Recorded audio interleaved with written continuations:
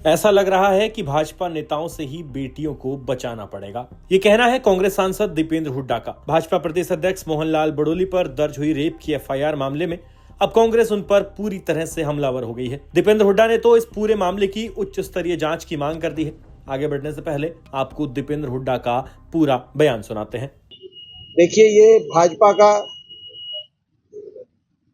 चाल चरित्र चेहरा की तस्वीर ये आपको दोबारा से दिखाई दे रही है।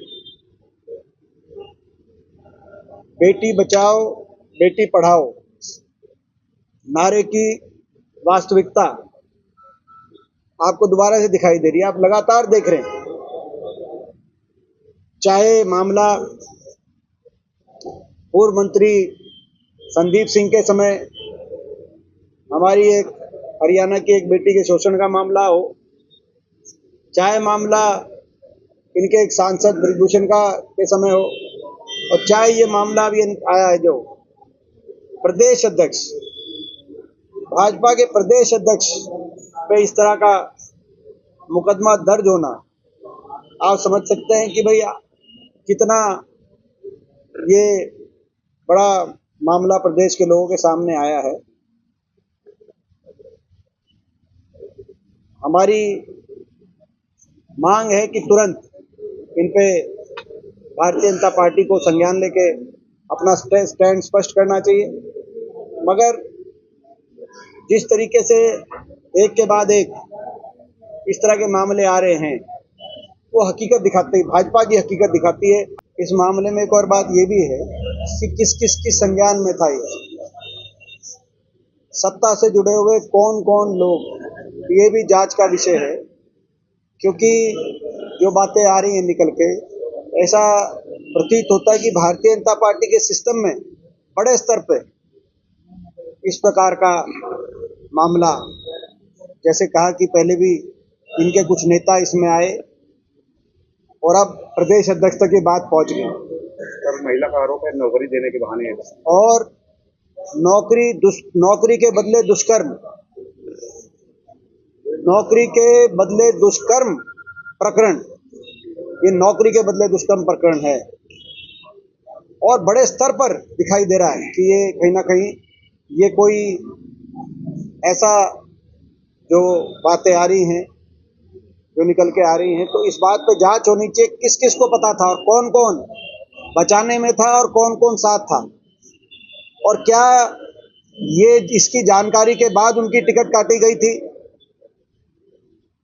मगर टिकट काटने के बावजूद प्रदेश अध्यक्ष के रूप में उनको जिम्मेदारी, आज भाजपा का अभियान चल रहा था, मेंबरशिप अभियान, उन प्रदेश अध्यक्ष मोहन बड़ोली जी के नेतृत्व में जिन लोगों ने उस अभियान में मेंबरशिप ली होगी, वो आज अब क्या सोचते, अपने आप को कितना ठगा हुआ मान रहे होंगे, तो आज आप उस बात का अंदाजा लगा सकते हैं।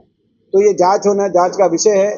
कोई किस किस ने बचाया, कौन कौन किस किस को पता था, कौन इसके अंदर संलिप्त थे, दूध का दूध पानी का पानी हो, जैसी हमारी मांग है। और जो इसमें जुड़ा हुआ एक और मामला सामने आ रहा है कि नौकरी के बदले दुष्कर्म, ये एक नया, इसमें मैं समझता हूं कि इस तरह का सत्ता का दुरुपयोग, अहंकार की पराकाष्ठा आज तक कभी प्रदेश के इतिहास में ऐसा नहीं देखा गया होगा। तो भारतीय जनता पार्टी को सबसे पहले तो माफी मांगनी चाहिए प्रदेश के लोगों से। सबसे हमारी पहली मांग है कि भारतीय जनता पार्टी प्रदेश के लोगों से माफी मांगे और उसके बाद जांच हो, और जांच में जो जो दोषी पाया जाता है, जो जो शामिल पाया जाता है, संलिप्त पाया जाता है, या जो इस बचाने में पाया जाता है, किस किस को जानकारी थी भाजपा के सिस्टम में, कौन कौन कहां तक ये पहुंचा हुआ है ये मामला, ये सारी बात प्रदेश के लोगों के सामने आनी चाहिए इसमें। क्योंकि जैसे पहले भी इनके बीजेपी के एक सांसद आए, का मामला आया सामने, अब ये प्रदेश अध्यक्ष तक बात पहुंच गई है। मैं समझता हूँ कि हिमाचल से जुड़ा ऐसा घिनौना खेल कांग्रेस की ऐसा घिनौना खेल ये शायद प्रदेश के लोगों ने ऐसा घिनौना खेल कभी नहीं देखा होगा, जो अभी निकल के जिसकी परतें सामने आ रही हैं। दीपेंद्र हुड्डा के बाद कांग्रेस प्रदेश अध्यक्ष उदय भान ने भी भाजपा प्रदेश अध्यक्ष के मामले को लेकर बीजेपी को जमकर लताड़ लगाई। उदयभान ने तो पूर्व भाजपा सांसद रमेश कौशिक के सीडी कांड और मंत्री संदीप सिंह वाला मामला भी दोबारा से मीडिया को याद दिलाया और कहा कि उन मामलों में भी कोई कार्रवाई नहीं हुई। आगे आप सुनिए कि उदयभान ने किस कदर बड़ोली वाले मामले में बीजेपी के धागे खोल दिए। मोहनलाल बड़ौली का तो अभी आया है, उससे पहले यहीं से रमेश कौशिक, इसकी सीडी भी जारी हो गई थी।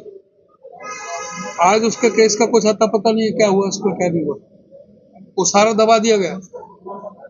हमारी महिला कोच के साथ जिस तरह से संदीप सिंह के खेल मंत्री ने किया, हमारी महिला पहलवानों के साथ हुआ। हमारे चाहे वो जिस तरह से हाथरस में हुआ हो, चाहे कुलदीप सेंगर का मामला हो, चाहे अंकिता भंडारी का मामला हो, चाहे बनारस हिंदू यूनिवर्सिटी के सामने जो मामला हुआ है, सब जगह भारतीय जनता पार्टी के नेता स्पष्ट रूप से सब जगह मिलते हैं और उन पर कोई कार्रवाई नहीं होती। और यहाँ तक भी जो मठाधीश भी हैं कई, चाहे वो राम रहीम हो, चाहे वो आशाराम बापू हो, जो इनसे जुड़े रहे, जो इनके लिए प्रचार करते रहे, वो सभी पर इस तरह के संगीन आरोप लगते रहे।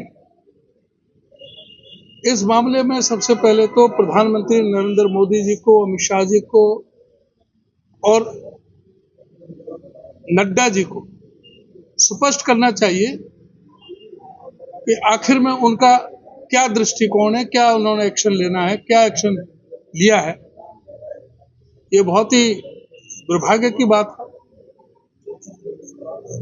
ये 3 जुलाई का मैटर है, 13 दिसंबर को एफआईआर लॉन्च होती है और ये आज प्रकाश में आता है ये मैटर। इतने दिन बाद भी सारी चीज तथ्यों के साथ में हम समझते हैं रखा गया होगा, तो ये दूध का दूध पानी का पानी होना चाहिए, पूरी तरह से स्पष्ट होना चाहिए। और आज तो जो बेटी बचाओ बेटी पढ़ाओ की बात कर रहे हैं, अब तो बेटी पढ़ाओ की जगह बेटी बचाओ, इनसे भारतीय जनता पार्टी के नेताओं से आज तो बेटी बचाने की आ रही है। और मैं आपसे ये भी निवेदन करना चाहूंगा, मुझे थोड़ा सा अफसोस है कि अभी जो पता लग रहे हैं, हम पता कर रहे हैं, किसी भी चैनल पे इस पर डिबेट नहीं है। अगर कोई और किसी पार्टी के नेता पे, कांग्रेस के नेता पे होते, सारे नेशनल की और सारे स्टेट के सारे यूट्यूबर भी और सारे चैनल इस पर डिबेट करते नजर आते। कोई डिबेट नहीं हो रही किसी भी चैनल पर। पूरी तरह से इस तरह से अगर जो मीडिया जो चौथा स्तंभ है लोकतंत्र को बचाने का, आज मीडिया की भी बहुत बड़ी जिम्मेदारी है। वो मीडिया का भी इम्तिहान है, ऐसे मामलों को प्रमुखता से उठाएं, जनता के सामने लेके जाएं और बिल्कुल दूध का दूध पानी का पानी हो। और हम अपने पार्टी लेवल पर इसको सारे चीज का संज्ञान लेकर के इस पर कार्रवाई करेंगे। अभी तक इस पूरे प्रकरण में मोहनलाल बड़ोली मीडिया के सामने नहीं आए हैं और न ही प्रदेश के सीएम नायब सैनी की ओर से इस मामले को लेकर कोई प्रतिक्रिया आई है। ऐसे में अब देखना यह होगा कि बेटी बचाओ बेटी पढ़ाओ का नारा देने वाली भाजपा मोहनलाल बड़ोली को लेकर भविष्य में क्या फैसला लेती है और हिमाचल पुलिस की जांच में इस मामले को लेकर क्या सच्चाई सामने आती है। फरीदाबाद से हरियाणा तक के लिए सचिन गौड़ की रिपोर्ट।